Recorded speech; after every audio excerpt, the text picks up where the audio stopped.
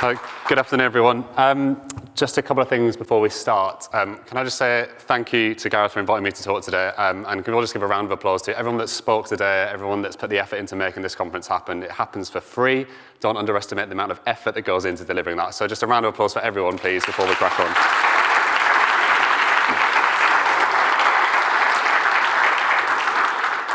I really wanted to feel like I was in the kind of SCAS, mode. So I borrowed this t-shirt earlier on, and there are two things wrong with it. One is that it's a bit too small, so apologies for that. The second thing is I appear to have dressed like a slightly tall Oompa Loompa, so enjoy that if you watch this talk back and reminiscing that I should be with Willy Wonka somewhere.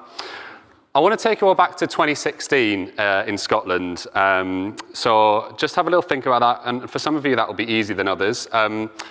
But let me help you by showing you a few things that might remind you. The Apple iPhone 7 was the phone to have. It had just come out. That's the thing you wanted. The Ford Fiesta was the top-selling car in 2016. This song was #1 for most of the year.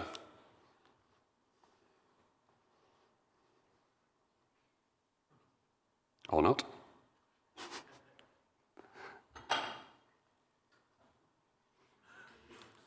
Oh, we've missed it. I don't like this song personally, and I'm not doing a rendition of it.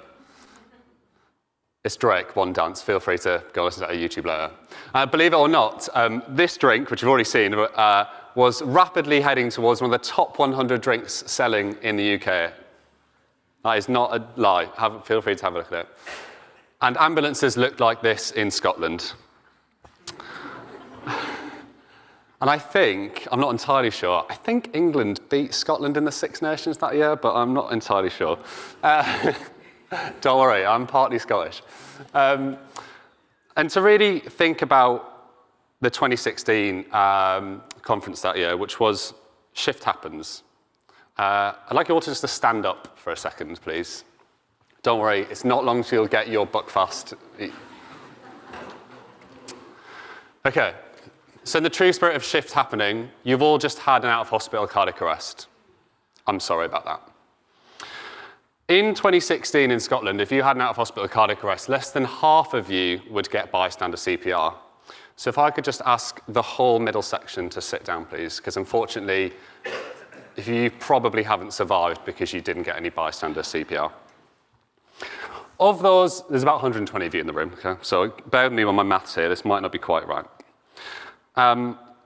About 25% of you will have a shockable cardiac arrest at that point, okay?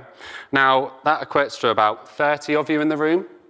How many let's take this side of the room. There's about 30 of you. How many of you would like a defibrillator for your shockable cardiac arrest? Put your hands up. Yeah? Most of you, yeah, I think so. Well, the good news is 3 of you will get a defibrillator, which means 27 of you witnessed no defib will probably die. So 1, 2, 3, 4, 5, 6, 7, 8, 9, 10, 11, 12. Maybe everyone apart from the last 3, 4 rows, sit down, please. Unfortunately, you've died. That leaves approximately 33 of you left in the room. 24 of you will get ROSC on scene, which means probably another 9 of you have died. So Shorty's row and the row in front. Let's see these guys here. Might have overestimated the pudding here a little bit, but we get it. Okay, so that leaves a couple of you over here. Let's say there's 24 of you over here. Around 15 of you, of the 24 who got a ROSC at scene, will unfortunately die at hospital, which you look like 15, don't you? You can all sit down. So here leaves 1, 2, 3, 4, 5, 6, 7. I've been a bit harsh, 7 of you. Actually, 9 of you in 2016. So this many people in 2016 would survive their cardiac arrest in Scotland. Now, that's not great, right? You can all sit down. You've gone home neurologically intact, hopefully. Okay, so shift really does happen, right? But then you got your shift together. Then COVID happened, and you realized it was deep shift. And there was shift to do to fix it. And here we are recognizing that shift happened. But actually, what shift did happen? We went from less than 50% of you to 66% of you getting bystander CPR. More than 3.5 times more people will get a defibrillator applied to them having suffered their cardiac arrest. Instead of, sorry, that's meant to be, 1/4 of it, you'll get a ROSC instead of 1/5. That's a shockable and non-shockable donor, or vice versa. And for survivors, you've gone from 7.6% to 9%. Now, not a massive fan of the percentage. What that looks like in terms of per million population is from 44 per million population to 61. Now, I suspect most of you already know this, right? That's why you're here. You've been involved in this for the past 10 years. And we've made improvements. We've seen more people doing CPR, more people getting a defibrillator, more people getting ROSC, more people surviving their cardiac arrest. And this is fantastic work, all right?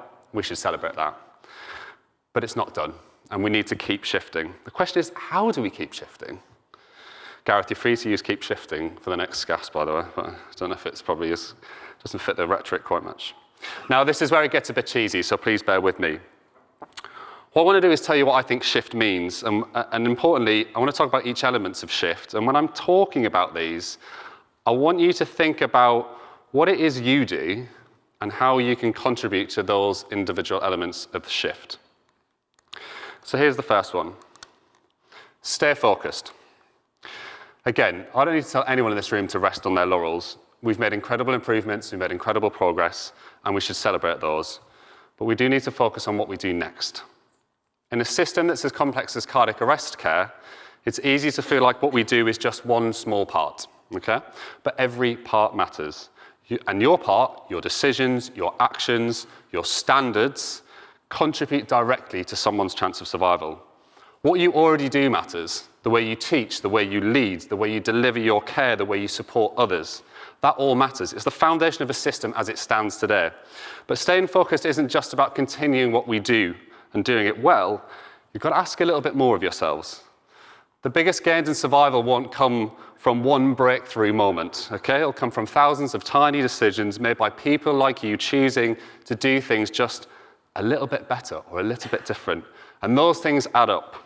Keep doing what works, that's essential.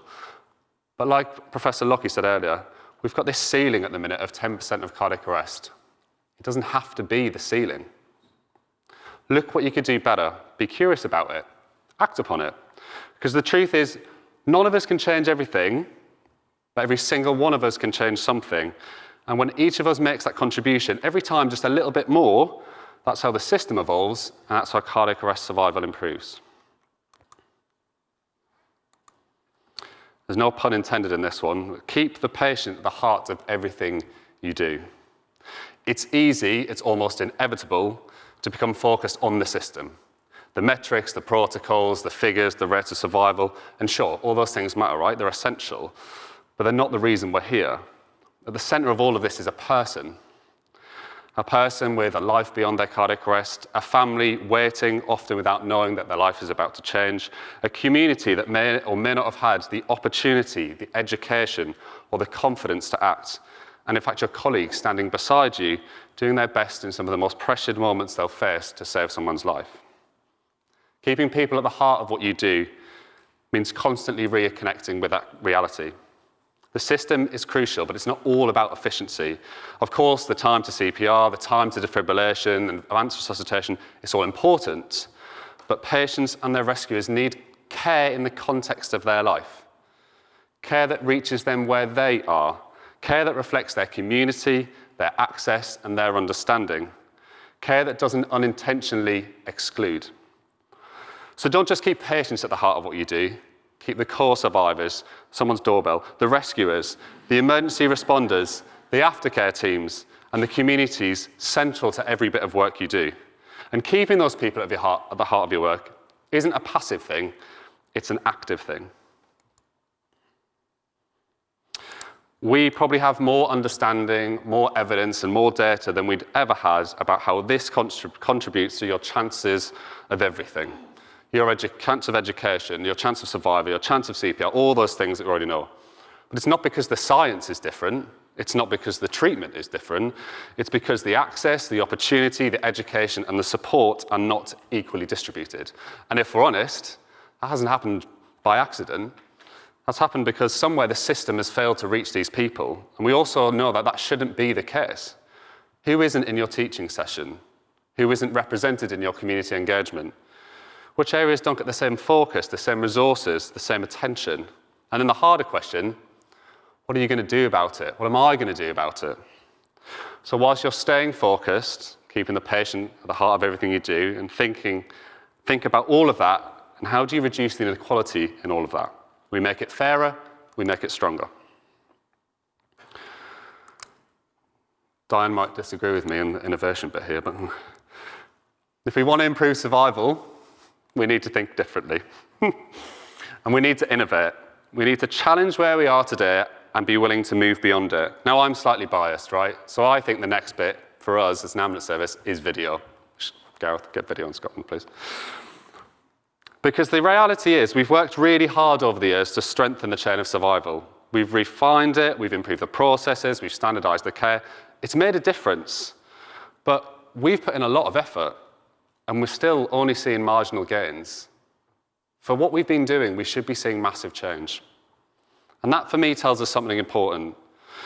It tells us that doing more of the same, no matter how well we do it, is unlikely to get us truly where we want to be. So we need to be one step ahead. Technology is evolving around us at an extraordinary pace. And within that, there are opportunities that are only just beginning to tap into. Opportunities to improve how the public, or even your smartwatch, recognizes cardiac arrest, how they act quickly, how we educate and train at scale, how we respond, how we deliver care, and how we support the rescuers after that event. The potential is huge, but only if we're willing to engage with it. And that starts with mindset, being bold. Challenge the norm that you've become comfortable with. Question the things we've done because we've just always done it that way. Innovation doesn't come from staying within the lines. It comes from people willing to say, do you know what, maybe we should try this a bit differently. And those ideas might feel unrealistic at first. They might feel too ambitious, too complicated, or even impossible. But those are exactly the ideas that we need to hear, because somewhere in that thinking, somewhere in those conversations, could be the key to unlocking the next step in improving survival. So don't hold back. Use your imagination, bring out your ideas forward, and start conversations that push things further than they've been before. You can do all of those things I've mentioned, but if you do it by yourself, you will not get very far. Everything we've achieved in cardiac arrest is built on a system, a complex, interconnected, high-performing system, and no one person, no one team, no one organization can make that system truly effective on their own. It only works when we work together, across services, across discipline, across traditional boundaries, from the community to local councils, to ambulance services, to emergency departments, to the critical care units, and beyond. But togetherness isn't just about the people already in this space. If we're really serious about improving outcomes, we need to go further than that. We need to bring people in who aren't already engaged.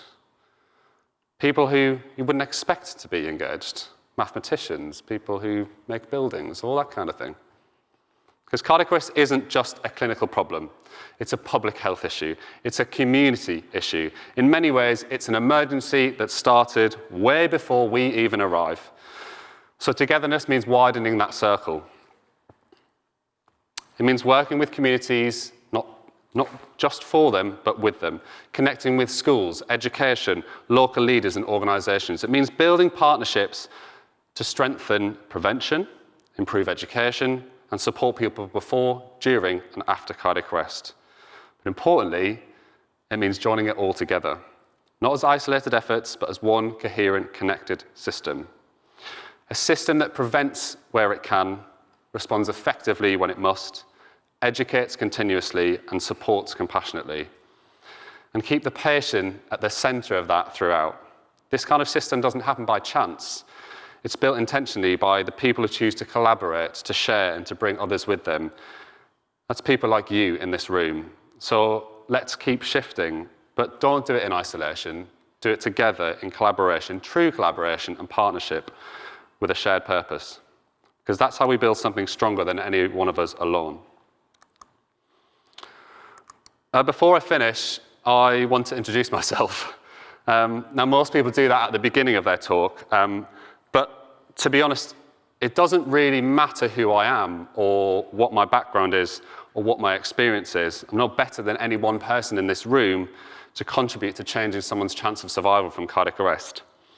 My background is an advanced paramedic, a job that's exposed me to time and time again patients needlessly dying from out-of-hospital cardiac arrest because they just didn't have one thing that they should have had at some point in their chain of survival. And that's the reason I stand here today. It drove me to apply for a job where I could make a change across the ambulance sector in cardiac arrest. And when I first started this job, a very prominent and eminent figure in the resuscitation world, and it wasn't Gareth, said to me, "I think your intentions are admirable, but the boldness of your expectation may be worth reconsidering." Well, I never did change that boldness of expectation, because if I did, I wouldn't be stood here in front of all of you 4 years later trying to harness the passion and enthusiasm that exists in this room and wider to make the UK world leaders in resuscitation. If you remember one thing, it's if every one of us leaves here and changes one thing, we shift the entire system. Thank you for letting me talk absolute shift. Have a look. Have a leave.